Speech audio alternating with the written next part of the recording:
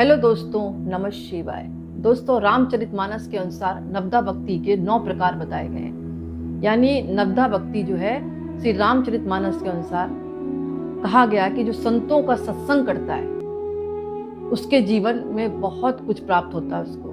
तो नवदा भक्ति में कहा है कि ये भी भक्ति के अंतर्गत आता है। कोई अगर सत्संग करता है, संतों के बीच में सत्संग को सुनता है या खुद करता है।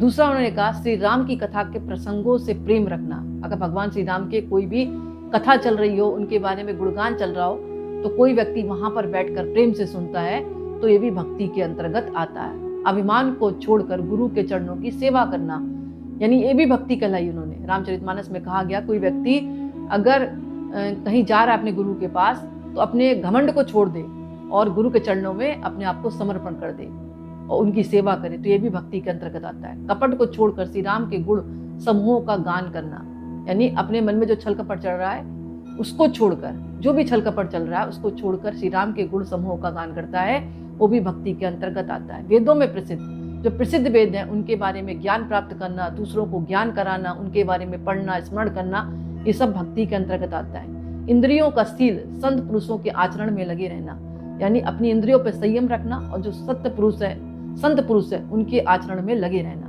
उनके ही आचरण के साथ चलना।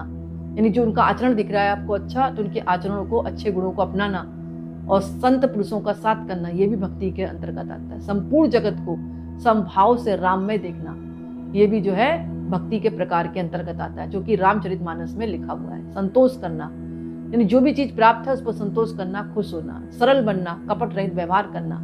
अपने आप को जितना सरल रखोगे उतनी ही भक्ति के निकट जाओगे। नवदा भक्ति का वर्णन भगवान श्री राम ने सबरी से तब किया था जब वो प्रभु श्री राम की भक्ति को लेकर दुविधा में थी।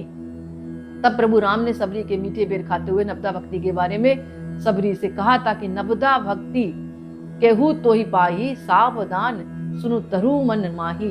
प्रथम भक्ति संतय कर संगा, दूसरी रति मम कथा प्रसंगा।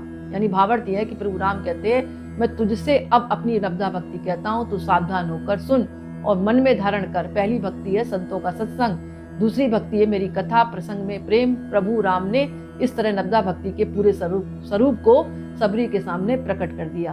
तब माता सबरी ने अपने जूठे भेड़ श्री राम को खिलाए और प्रेम के साथ खिलाए, तभी उनकी भक्ति आज भी लोग कलयुग में याद करते हैं। तो दोस्तों, ये छोटा सा वीडियो था, आशा है कि आपको जरूर पसंद आया होगा और वीडियो सुनने के लिए आपको बहुत बहुत धन्यवाद। लोगों को भी शेयर करें ताकि उनको भी श्री रामचरितमानस में जो भक्ति का उल्लेख है उनके बारे में पता रहे। तो दोस्तों, बहुत बहुत धन्यवाद।